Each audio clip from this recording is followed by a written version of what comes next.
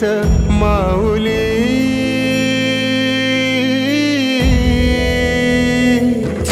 गुरु स्पर्श दूर करी दुःखाची सावली।